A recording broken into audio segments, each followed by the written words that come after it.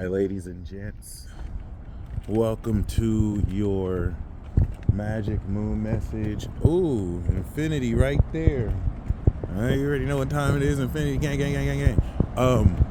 Yes, welcome to the full moon cycle, 180 degrees. I had to step out and I just realized it's like 84 degrees right now. It's like in the 80s. I'm used to it being like, I'm not even going to jinx it. It's just nice to walk outside and not feel like you're burning alive. I will enjoy this while it lasts. Anyway, this transit carries the vibration of cosmic courage, the knowledge of will. I like that one. Ethernosis, or rather, the knowledge of will, right? Shout out to Ethernosis, by the way.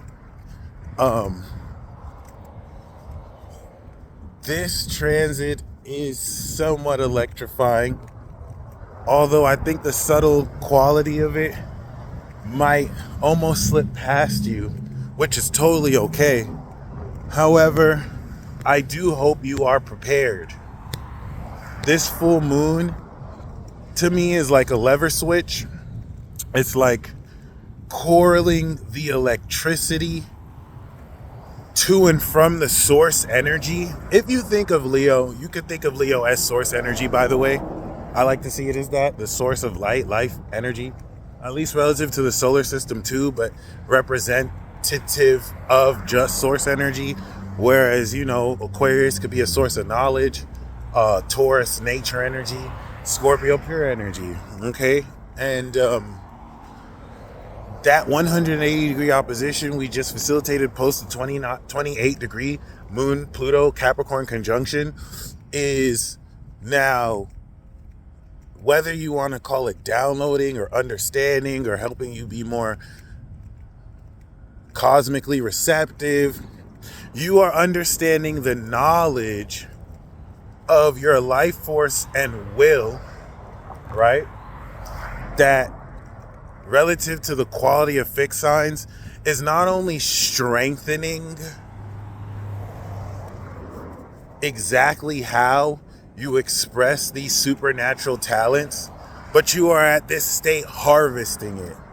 The indirect effect of this is a strengthened quality of your confidence and courage.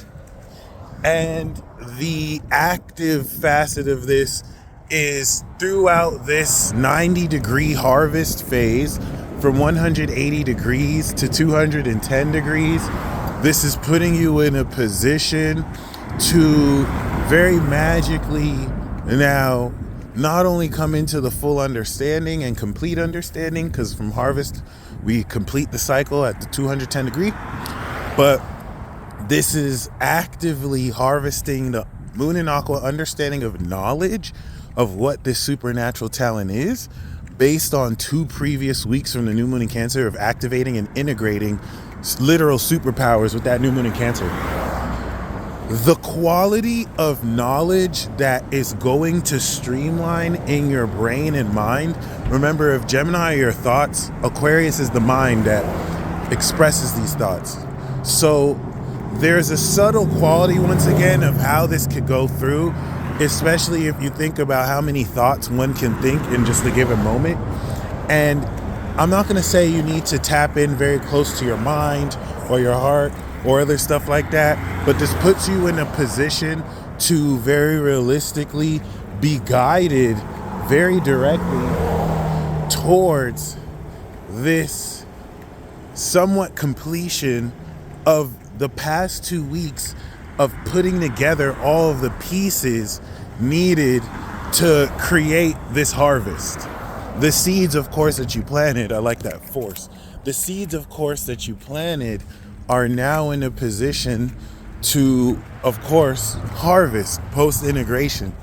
And this, of course, is bringing out the royal quality, because fixed signs are royal energies.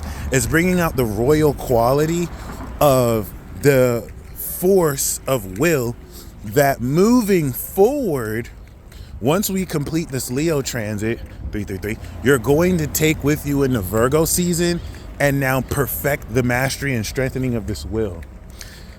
As such, everything that the past 2 weeks you have decided you're ready to like move forward to. Remember, Leo season is you taking the individual components of your car from Aries to Cancer season, and now social Leo, you're taking your car out to show off your car. Like, look at my motherfucking Porsche, right? That would be crazy if that was my Porsche. But look at my motherfucking Porsche, right? Look at the bitch. Look at that shit. Look at the rims. Look at the rims on that bitch.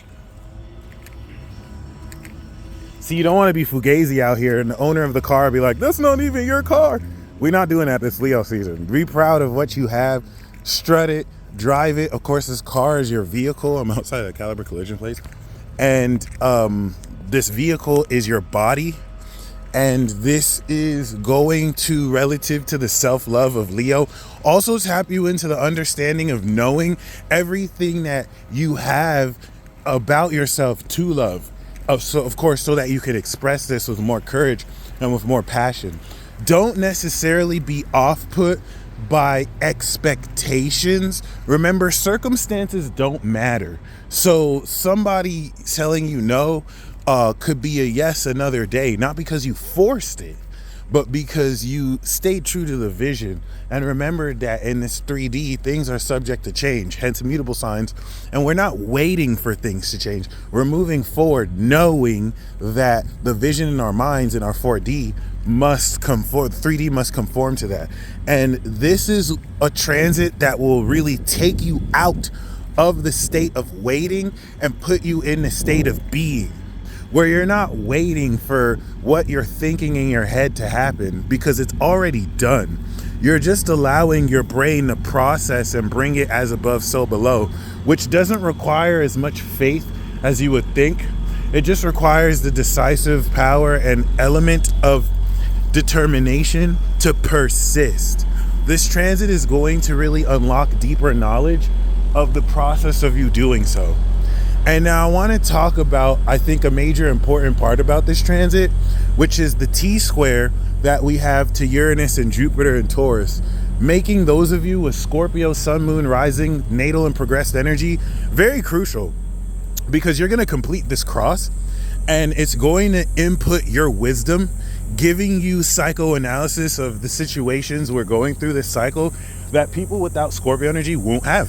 So, respect your Scorpios and go to them for some much needed wisdom, because you'd be surprised. Now tell me if you think this is a coincidence. I felt the need to just walk around my third house neighborhood, which part of my third house is Leo, and fourth house, and look at what I see.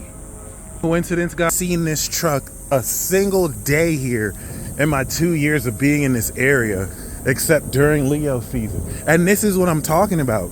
Like, your immediate environment is mirroring what's within and the alignment that's going to guide you relative to the knowledge of your talents.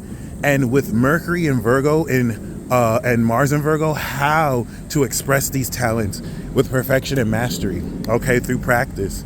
So the Taurus square here is relative to this knowledge of harvesting your supernatural talents. It is now inducing a much stronger physical quality of your body's ability to process this through your 5 senses. A lot of the subtlety of a transit like this, given how mental and heartfelt it is, this full moon is bridging your understanding of your mind towards your expression of your heart. Moon, Aqua, Sun, Leo. So the Taurus energy is what enables you to adjust relative to if it was just this full moon. It wouldn't really be that much of a physical process, but the physicality with Jupiter expanding the quality and Uranus bringing in extra dimensional energy, meaning outside of this world, outside of this dimension, is not only now enabling you with the moon and Aqua to understand what that energy is and how to make sense of it, but now how to extend this and produce and express it on stage. This adds so much more solid quality to your stage presence that comes from a grounded place, as opposed to just really saying and doing stuff from out your ass.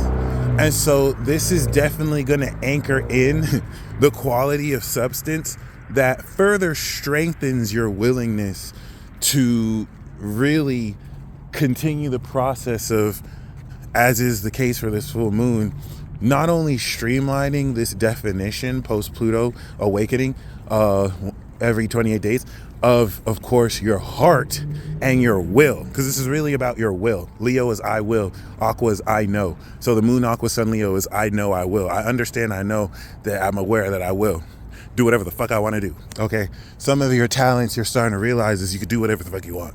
And this transit is going to help you get out your own way because you've integrated unconscious habits that you've released and replaced with practical habits through the moon cap transit that will definitively over the 2 weeks transform very powerful aspects of your behavior expressed socially and especially in public. And once again, a lot of this is subtle. So it's not like you're gonna wake up like, I'm more confident today. You're just gonna notice it. Like in the way you approach certain situations, you might have been intimidated before. The growth that comes with accepting defeat or accepting, adaptability in just changing your perception around things. This is definitely going to prepare you for the moon in Pisces. Moon in Pisces is going to be stupid magical, like super magical. It's a very Disney-esque transit. Then moon in Aries is going to be stupid lit, like super lit. Then moon in Taurus is going to be super solid.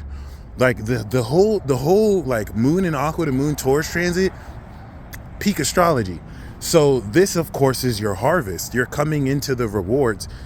By the time we step into moon in Gemini in the 11th house and you understand the truth of your talents, will, and who you're able to connect this with.